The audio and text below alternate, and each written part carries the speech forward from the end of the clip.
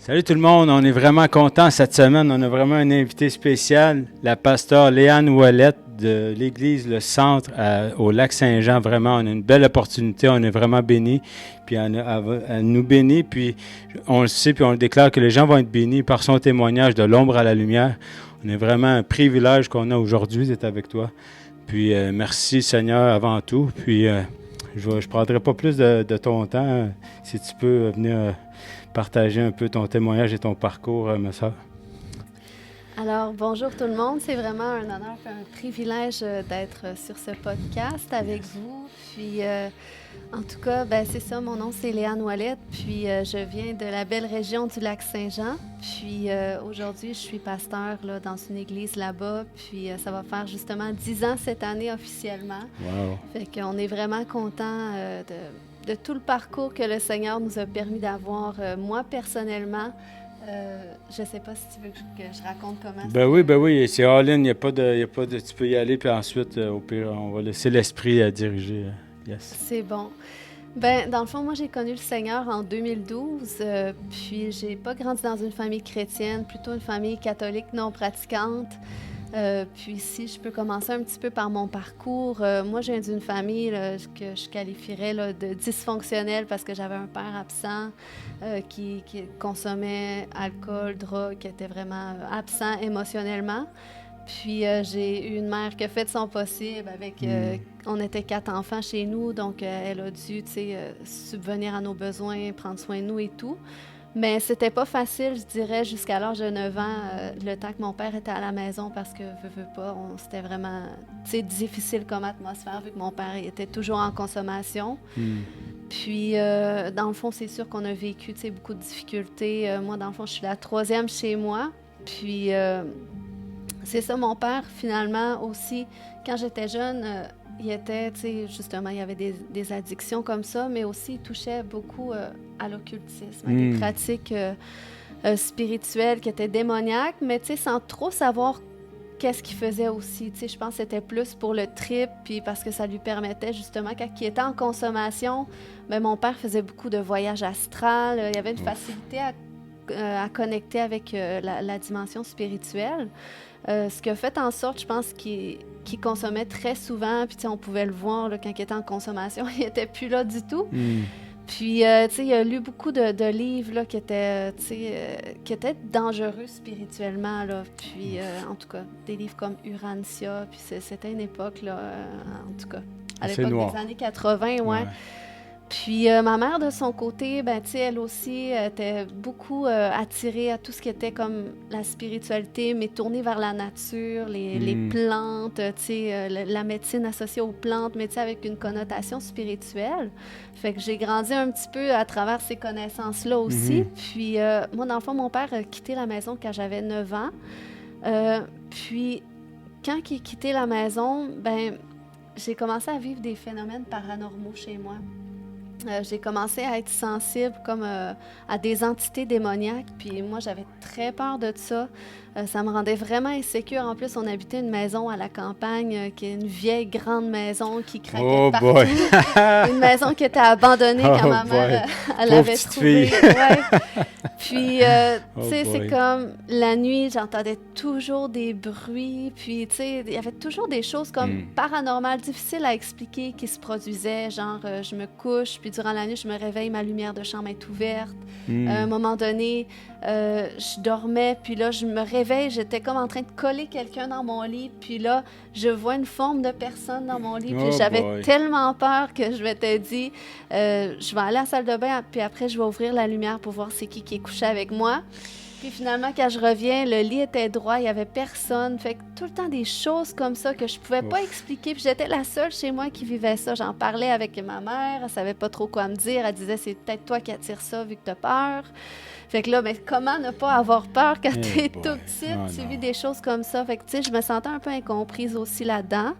Je vivais toutes sortes de choses. À un moment donné, je serre le lave-vaisselle, puis là, j'ouvre un panneau d'armoire, il y a un couteau qui revole. Oh boy! Puis il n'y avait pas de couteau. Là. Fait que, je sais que ça sonne un peu bizarre, mais c'est des choses réelles que j'ai vécues.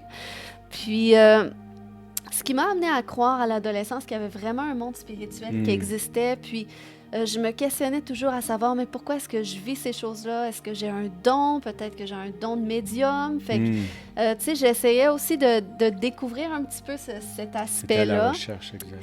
Oui, fait que là, c'est ça. C'est là qu'à l'adolescence, ben là, j'ai commencé, tu sais, à explorer, tu sais, la spiritualité un petit peu plus en profondeur, tu sais, découvrir tout ce qui a trait aux énergies, tout ce qui a trait, tu sais, tout ce qu'on peut faire avec les pierres semi-précieuses, comme ils appellent, tu sais, les jeux de tarot, l'astrologie. Donc, c'était vraiment des choses dans lesquelles je baignais, puis qui m'attiraient beaucoup.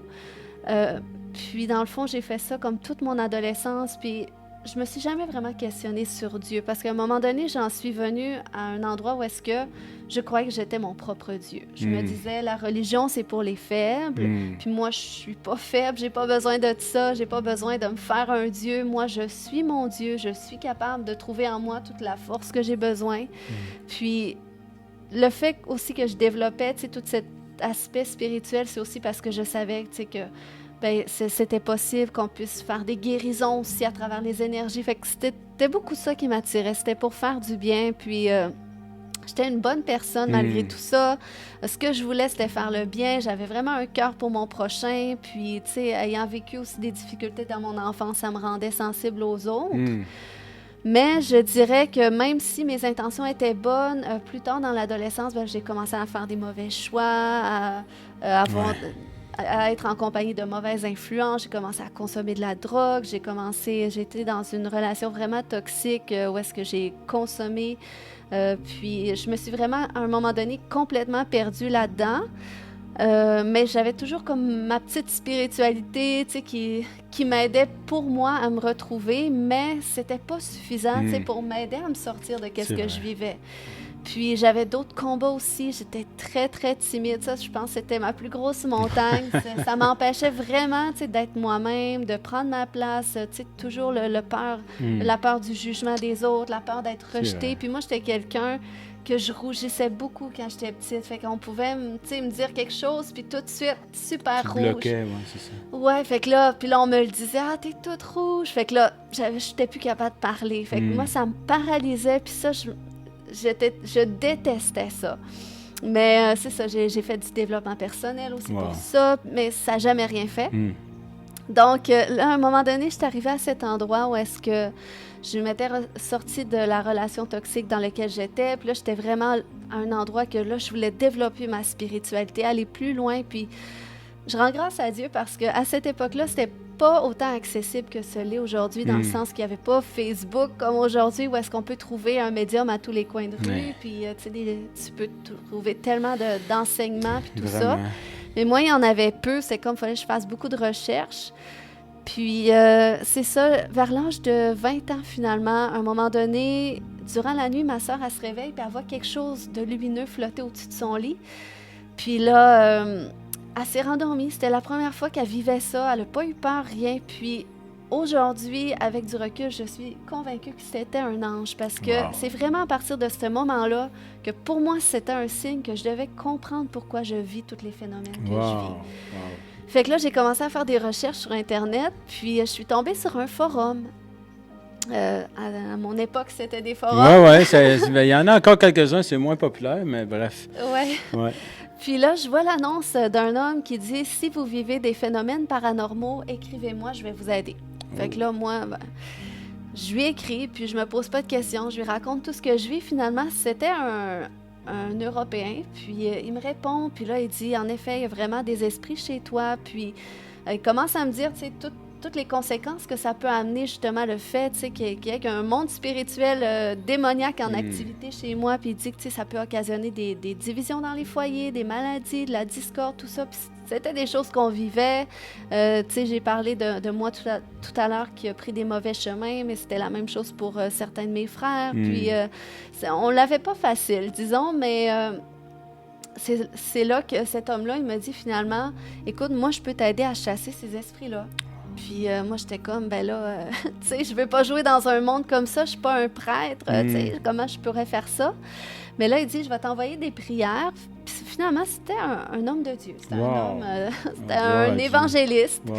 Puis il dit, je vais t'envoyer des prières à réciter. Moi, de mon côté, je vais prier pour toi. Puis fais ces prières-là, puis tu vas voir qu'est-ce qui va se produire. Ouais, c'est bon, ça. Donc là, j'étais pas croyante du tout, pas en Dieu, encore moins en Jésus. Pour moi, c'était n'importe quoi. Mais j'ai commencé à faire les prières sans même croire. Puis j'ai commencé à prononcer des prières où est-ce que j'invoquais le nom de Jésus, que je parlais, j'invoquais le sang de Jésus. Puis je trouvais ça hyper bizarre, tu sais, quand je disais toutes ces choses-là.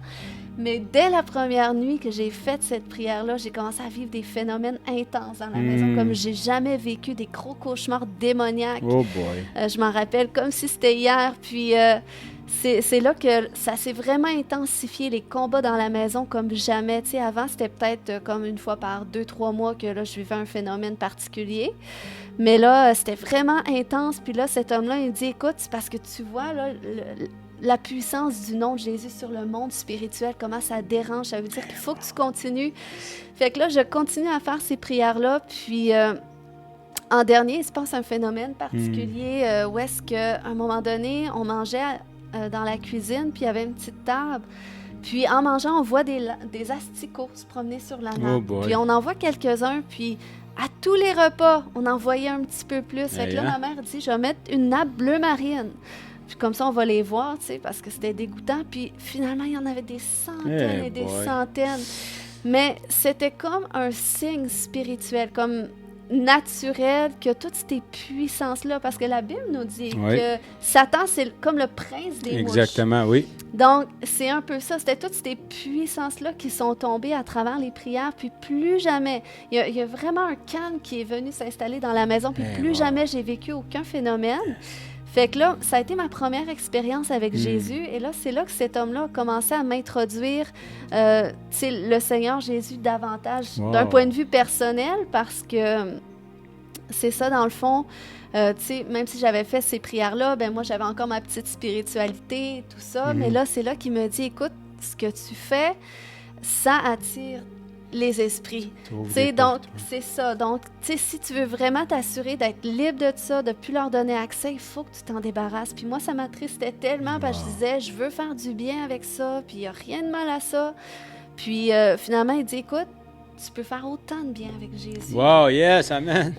Il dit, ce que tu cherches à faire avec ces pratiques-là, tu peux faire la même chose avec Jésus et même des encore plus grandes choses. Alléluia, yes, Puis il dit, regarde, la même façon que Jésus guérissait les malades, eh bien, toi aussi, en lui donnant ta vie, il te donne ce pouvoir, toi aussi, d'imposer les mains aux malades et de les voir guéris. Donc, c'est là que ça a commencé à alimenter une soif en moi pour Dieu. Puis là, c'est là que je lui ai dit, écoute, envoie-moi là ta prière de repentance. Je vais la faire, puis si ça ne me convient pas, je vais revenir dans mes affaires. Donc, le 4 septembre 2012, j'ai fait une prière de repentance pour donner ma vie à Jésus, pour me repentir de mes péchés que je n'avais pas à cette époque-là. Ouais, c'est ça. Je n'avais pas de péché. Pour moi, j'étais une bonne personne, mais c'est pas grave, j'ai fait la prière. Puis, le lendemain, je me suis réveillée, j'étais née de nouveau. Directement. Puis la sensibilité que j'avais au monde spirituel démoniaque s'est transférée à Dieu. Fait que c'est comme j'ai pu ressentir après ça aucune entité démoniaque, mais là, c'était la présence de Dieu qui venait conquérir mon cœur. J'ai commencé à prier, à parler à Dieu, puis j'ai vraiment vécu cette expérience où est-ce que je me sentais entendue de Dieu, puis que ça me faisait du bien. Puis rapidement, Dieu est vraiment venu changer mon cœur à l'intérieur de moi. Tu sais, rapidement, j'avais plus le goût de fumer la cigarette. J'ai arrêté de fumer à l'intérieur de 2 semaines. Après ça, j'avais plus le goût de consommer. J'aimais aller dans les bars, danser sur la musique du monde. J'avais plus le goût de faire ça. Donc, c'était vraiment... 180. Oui, totalement radical. Puis, en tout cas, je suis tellement contente pour ce que Dieu a fait. Puis là, dans les mois qui ont suivi, c'est là que je me suis joint à une église locale, je me suis fait baptiser. Puis cet homme-là aussi il est venu dans ma région parce qu'il a dit, écoute, le Seigneur fait quelque chose de grand, tu sais, je veux aller voir ça de mes yeux. Fait qu'il est venu, cet Européen-là. Puis finalement, c'est un petit peu... de fil en aiguille, de sa venue, qu'on a implanté une église finalement, que le Seigneur a vraiment déposé ce projet-là parce que c'est ça, cet homme-là était venu finalement pour faire comme une campagne d'évangélisation, faire un événement pour témoigner de Jésus. Puis il y a 10 personnes qui avaient donné leur vie à Jésus. dans ma région. C'est Puis incroyable. cet homme-là, finalement, ben, il a dû repartir dans son pays. Puis là, il y avait ces âmes-là qui avaient besoin d'être suivies. Puis il y en avait, entre autres, 2 qui restaient tout près de chez moi. Fait que là, je les ai comme pris sous mon aile, étant toute jeune chrétienne. On Yes. parle de même pas 1 an de chrétienté, environ 6 mois, mais j'avais vraiment cette soif-là de prendre déverser, oui, de prendre soin, puis de déverser qu'est-ce que moi-même j'avais reçu, parce Wow. que Dieu m'avait tellement touchée de façon intense que je pouvais pas garder ça pour moi. Fait que là, puis cet homme-là, finalement, on a dû couper les contacts, donc je me suis occupée de ces 2 personnes-là dans leur maison, je les visitais à chaque semaine, on priait ensemble, on lisait la parole, jusqu'à ce que je m'associe finalement avec l'Église Le Centre, là, Wow. parce que, en tout cas, je les avais connus à travers de tout ça. Puis c'est là que, dans le fond, pendant 1 an dans une maison, on les suivait en ligne, puis tu sais, on se fortifiait ensemble. Exactement, Puis oui. c'est là que l'Église elle a pris forme finalement officiellement comme en 2014. Donc, qui va faire 10 ans cette année. Puis je rends vraiment grâce à Dieu pour tout ce parcours. Wow, gloire à Dieu. Wow, c'est vraiment une belle histoire. Wow. Puis, ben, je ne sais pas si tu peux continuer un peu, puisque comme tu dis que tu avais un feu, c'est sûr que tu as été, oui, dans l'occultisme, du côté plus sombre avant le Seigneur, mais que le Seigneur, ce feu-là est resté quand même, justement, du côté d'aller délivrer les captifs un peu. Je vais revenir un peu plus tard sur d'autres choses, mais je sens vraiment qu'il y a quelque chose, vraiment, que vu que tu as passé par là, tu vois les chaînes, que les gens ils sont prisonniers, puis je pense que tu as vraiment un feu pour aller libérer les gens. C'est quand on voit les gens sont enchaînés, c'est quelque chose que tu as à cœur. Puis tu as le cœur pastoral, Oui. mais au-delà de ça, je pense qu'il y a vraiment un appel puissant pour ça. Je ne sais pas si tu peux continuer un peu là-dessus. Oui, c'est ça. Ben, en fait, là, c'est là que l'Église a vu son jour en 2014. Là, on a commencé à se réunir dans une maison. J'ai rencontré mon mari aussi durant ce cheminement-là, qui était de la même famille que les personnes que je côtoyais finalement, que j'avais amené au Seigneur et tout. Puis c'est par la grâce de Dieu, le Seigneur a permis que j'amène aussi mon mari au Seigneur. Yes, gloire à Dieu. Yes. Puis c'est là qu'on s'est mariés en 2014, puis quelques mois après, on a vraiment implanté une église là, dans une salle. Puis dans le fond, j'avais toujours ce feu-là à l'intérieur de moi, tu sais, pour les âmes, tu sais, vraiment de prendre soin des gens, oui, mais tu sais, de les voir aussi, tu sais, vivre une vie passionnée pour Jésus, de la même façon que moi je vivais, tu sais, je voulais vraiment que les gens attrapent ce feu-là aussi, de voir Dieu agir, puis d'être un instrument entre ses mains, puis le Seigneur a permis aussi que je chemine, tu sais, parce que c'est vrai que t'sais, on pourrait dire que je suis rentrée vite dans mon appel, mais en même temps, je crois qu'avec Dieu aussi, le Seigneur ne permet pas qu'on saute des étapes. Donc, même si je suis rentrée vite dans mon appel, ben, j'avais tout un processus que le Seigneur devait faire au niveau de ma transformation personnelle, de mon caractère, parce que oui, on aime les dons, mais le caractère, oui, exact, c'est très qu'est-ce important. qui soutient les Exactement, dons. oui. Donc, le Seigneur a permis qu'à travers ces années-là, à partir de 2014, qu'il puisse vraiment travailler cet aspect-là en moi, ce qui a fait en sorte que l'Église a été très lente à grandir, je pourrais dire. Là. Ça a été très long avant que l'Église comme se multiplie. Puis, bon, je pourrais dire qu'à travers les années, on a vu des gens venir au Seigneur, beaucoup de nouvelles conversions, puis j'avais toujours ce feu en moi, cette passion pour Jésus, même si je vivais des défis, j'ai eu des enfants à travers tout ça, puis tu sais, quand t'es une mère, tu veux pas, t'as pas le choix, les priorités, c'est ta priorité, c'est exactement ton mari, les priorités, les enfants, effectivement. Tout ça. Oui. Fait que tu sais, des fois, il y a des saisons où est-ce que t'es un petit peu moins actif avec le Seigneur, mais il y avait toujours cet aspect-là de l'Église que je privilégiais. Puis, il y avait un aspect, par exemple, à travers ces années-là que je comprenais pas pourquoi, parce que je voyais des gens venir dans l'Église, mais je voyais peu de transformation. Tu sais, oui, on faisait l'imposition des mains, on voyait des petites guérisons, des mots de cou, des mots de dos, tu sais, des choses comme ça. On voyait Dieu agir, tu sais, le don de parole de connaissance, tu sais, c'est quelque chose que le Seigneur me permettait d'expérimenter. Yes, mais je trouvais qu'il manquait dans le sens que il y avait beaucoup de gens que je voyais être rétrogrades, retourner à qu'est-ce qui était. L'Église grandissait peu. Les gens cheminaient peu dans leur foi. Puis là, moi, je criais à Dieu. Je disais, mais Seigneur, c'est quoi le problème? Qu'est-ce que je dois faire?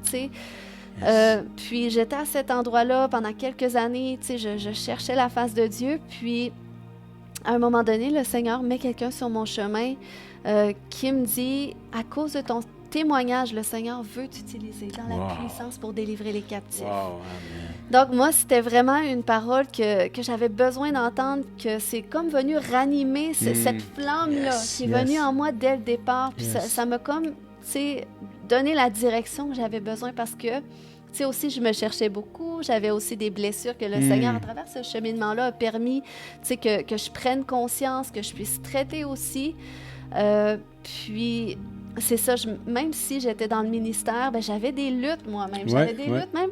Tu sais, le Seigneur, je pourrais dire qu'il m'avait quand même délivré de la timidité dans le sens que là, j'étais capable, tu sais, de parler devant les gens, d'amener un enseignement. Mais j'avais quand même des blocages qui demeuraient là, tu sais, comme ce sentiment de comparaison. Tu sais, j'avais l'impression que les autres étaient toujours mieux que moi. Puis tu sais, c'était des luttes internes. J'essayais de renouveler avec la parole de Dieu. J'ai tout fait qu'est-ce que je pouvais faire. J'ai jeûné, je priais, mais c'était toujours là quand même. Puis c'est là que j'ai compris aussi que c'était des esprits démoniaques. Même si j'étais passionnée de Dieu, même si Dieu avait changé toute ma vie, ben il y avait certains esprits qui demeuraient là quand même, parce qu'il y a des choses dans notre vie que le Seigneur ne nous libérera pas tant qu'on n'adressera pas, tant qu'ils ne seront pas vraiment mis en lumière. Donc ça fait partie du cheminement avec Dieu aussi. Puis, tu sais, qu'on soit dans le ministère ou pas, qu'on soit avec le Seigneur depuis 1 an ou 20 ans, tu sais, des fois, ça se découvre plus tard. Puis c'est là que j'ai compris aussi, tu sais, quand cet homme de Dieu m'a amené cette parole prophétique, j'ai compris que moi-même, c'était la source de mes combats. Donc, j'ai pu aussi recevoir la délivrance pour ça. Puis, 2 semaines après avoir reçu cette parole prophétique, ben, c'est là qu'on a vu le premier cas de délivrance dans mon église. Yes, amen. Donc, c'était vraiment fabuleux. En plus, c'était vraiment Dieu qui a permis que ça arrive parce que moi, je pensais que les gens, tu sais, l'aspect qu'un chrétien peut avoir des démons, ben je m'étais jamais vraiment questionnée là-dessus parce que c'était pas un sujet vraiment c'est beaucoup tabou. enseigné. C'est ça. Puis tu sais, sinon je me disais, ben si les gens ils doivent avoir des chaînes brisées, ben ils vont le vivre avec Dieu. Donc c'est pas nécessairement à nous d'initier ça dans la vie des gens. Ou tu sais, je pensais que ben si quelqu'un a besoin de délivrance, les démons se manifestent, donc c'est là que tu prends autorité. Mais moi, j'avais jamais vécu ça. Puis là, il y a quelqu'un qui s'avance à l'église, puis le Seigneur avait mis dans mon cœur, tu le feras venir devant à la fin. Puis là, j'étais là, ben Seigneur, pourquoi? Puis là, c'est comme, qu'est-ce qui venait dans mon cœur? C'était, ben simplement pour le bénir. Fait que là, je me dis, OK, ben je vais le bénir. Fait que là, à la fin, ben je nomme son nom, je dis, peux-tu venir dedans? J'ai à cœur de te bénir. Donc là, je me mets à prier pour lui, puis je lui demande, est-ce que tu aimerais recevoir le baptême du Saint-Esprit? Là, il dit, ben oui. Fait que là, en priant qu'il reçoive le baptême du Saint-Esprit, eh bien là, il se met à parler une autre langue vraiment étrange. Fait que là, c'est là que j'ouvre mes yeux, parce que j'avais les yeux fermés. Puis là, il y avait les yeux à l'envers blancs. Oui, convulsés. Puis là, il commençait à vivre une délivrance. Fait que là, moi, j'ai commencé à prendre autorité, chasser les démons. Puis j'étais vraiment comme excitée de ça, de pouvoir le vivre enfin. Puis c'est là que ça l'a vraiment changé comme... Ben, ça l'a permis à ma théologie d'être plus évoluée, je dirais, parce que c'est là que j'ai vu, parce qu'on a commencé à vivre des cas de délivrance à toutes les semaines. Puis j'ai compris que les gens, tu sais, qui luttaient avec des choses, des chrétiens qui luttaient avec des péchés ou qui retournaient toujours à leurs anciennes choses, souvent c'est parce qu'ils avaient besoin de délivrance. On priait pour des guérisons, il n'y a rien qui se passait, ben, c'est parce qu'il y avait un esprit derrière qu'il fallait adresser. Donc j'ai commencé à changer ma façon de prier. Puis c'est là qu'on a vu l'Église grandir. L'Église, elle a doublé. Ça fait 3 ans qu'on a commencé à faire la délivrance dans l'Église, puis l'Église, elle a doublé depuis. Donc, je rends vraiment grâce à Dieu pour ça, puis c'est vraiment à travers ça qu'il y a un feu en moi qui s'est allumé pour libérer tous ceux qui sont captifs. Puis, je dirais d'abord, tu sais, les enfants de Dieu, parce que, tu sais, de la même façon que Jésus a dit, tu sais, à un moment donné, la femme cananéenne était venue vers Jésus pour la délivrance de sa fille, puis Jésus avait dit, tu sais, de laisser le pain aux enfants, tu sais, d'Israël, tu sais, en voulant dire que la délivrance, c'est le pain des enfants de Dieu. Puis, tu sais, je crois que c'est vraiment, ça fait partie de l'héritage qui revient avec notre salut en Jésus-Christ, où est-ce que lorsque justement on veut vraiment suivre Jésus, qu'on lui donne toute notre vie, eh bien, il veut qu'on expérimente cette délivrance-là complète, même si des fois ça peut être un processus, des fois ça prend du temps parce qu'on ne prend pas toujours conscience qu'on a besoin d'être délivré à quelque part ou on a besoin de guérison à l'intérieur. Puis...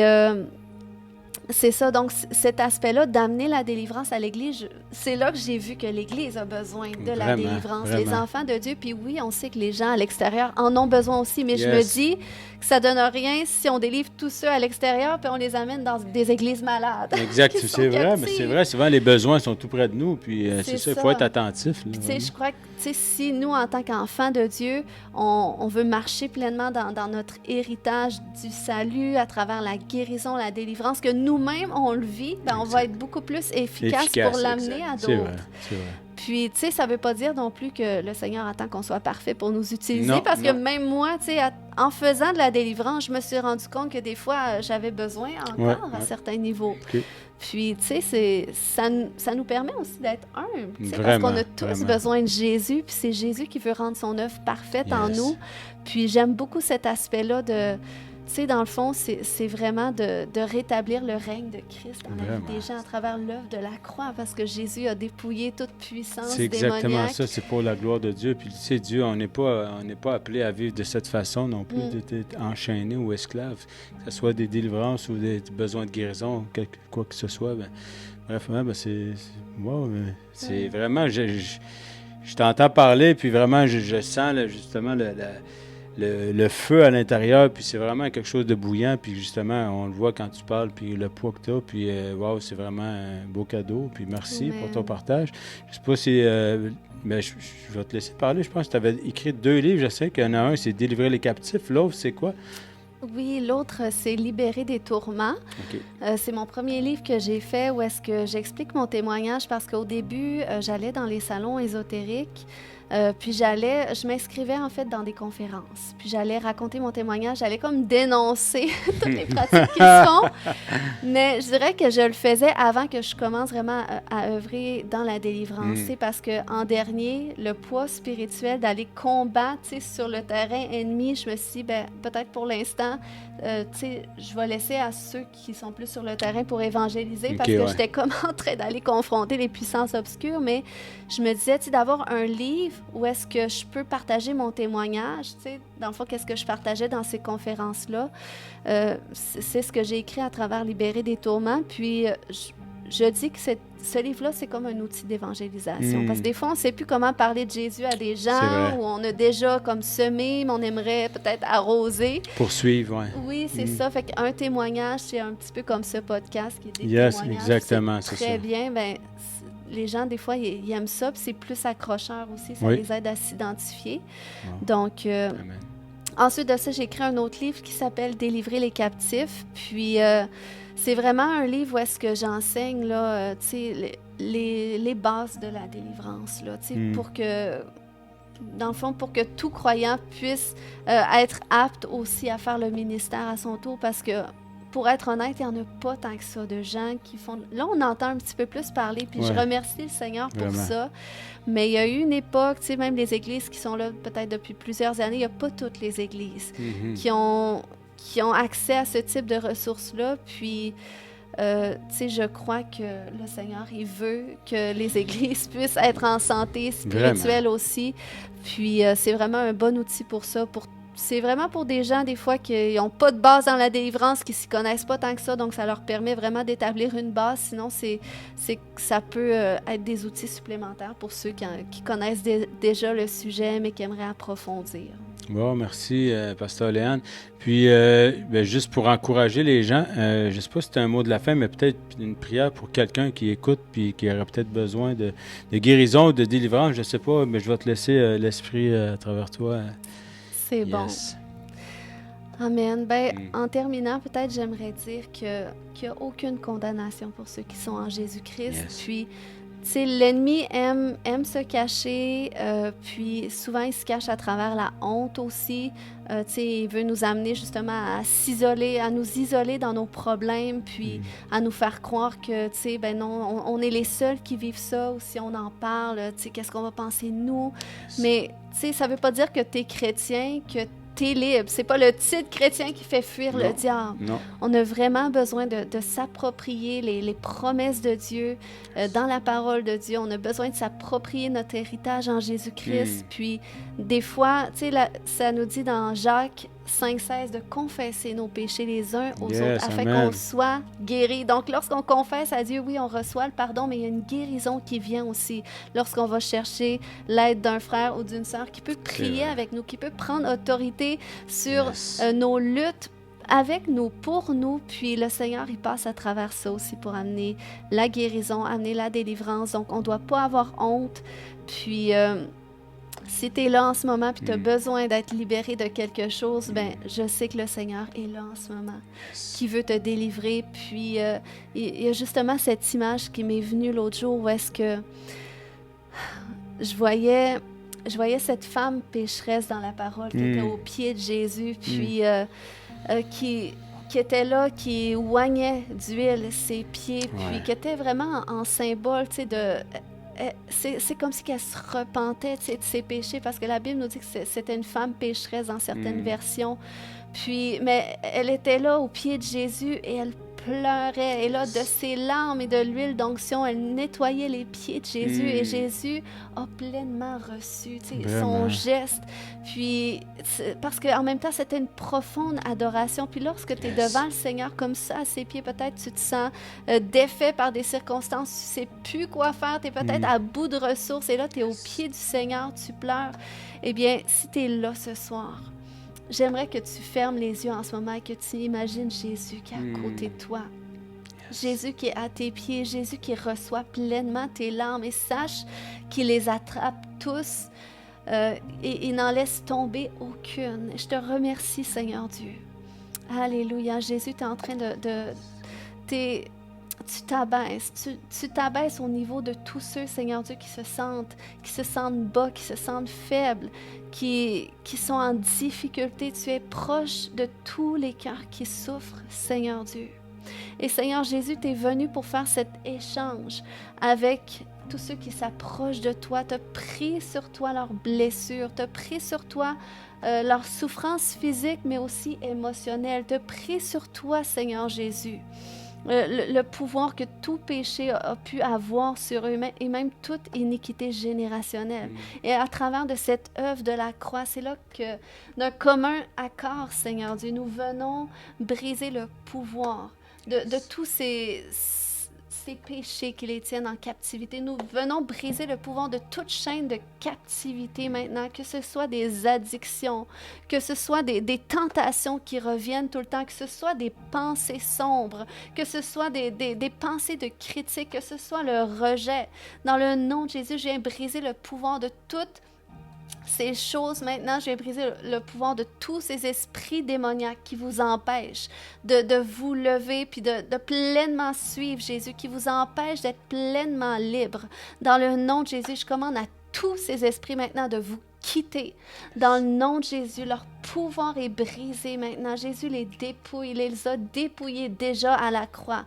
Dans le nom de Jésus, je déclare que le pouvoir de toutes les pratiques de sorcellerie que vous avez fait de nouvel âge, je déclare que leur pouvoir, leurs conséquences sur votre vie sont brisées dans le nom de Jésus. Et tout esprit associé à ces choses qui vous tourmentaient, qui amenaient même la maladie dans votre corps, dans le nom de Jésus, je déclare que ça s'en va maintenant. Ça disparaît, toute maladie disparaît maintenant dans le nom de Jésus. Tout esprit de pauvreté te quitte au nom de Jésus. Tu reçois la liberté complète, la liberté dans ton corps, la liberté dans ton âme, la liberté dans tout ce qui t'environne dans le nom de Jésus. Je déclare que chaque aspect de ta vie est restauré.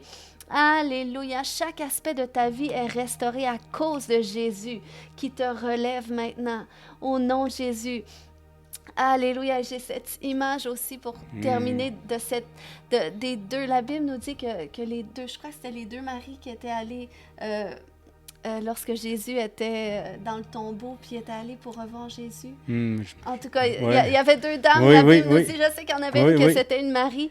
Puis ça nous dit dans la parole de Dieu, c'est ça qu'elle pleurait finalement. Mais là, Jésus est arrivé par derrière, où c'était son ange, et il dit, pourquoi pleurez-vous? Pourquoi pleurez-vous? Et il était ressuscité. Donc, le Seigneur, c'est simplement une parole pour t'encourager, te réconforter, que Jésus te dit, tu n'as plus besoin de pleurer, tu n'as plus besoin d'être affligé, tu es guéri, tu es libre.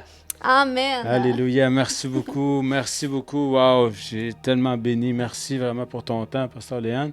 Merci les auditeurs d'être fidèles à toutes les semaines. Puis merci à chaque personne qui prend le temps d'écouter ces podcasts, puis de faire la passe. Des fois, on parle, on répète, de partager à quelqu'un qu'on aime ou quelqu'un qu'on veut aider. Peut-être des fois, un message, ça peut changer la vie d'une personne. Il ne faut pas jamais négliger le pouvoir d'un témoignage. Puis merci, ma soeur, d'avoir pris le temps, d'avoir partagé. Justement, les gens vont être bénis, on le déclare.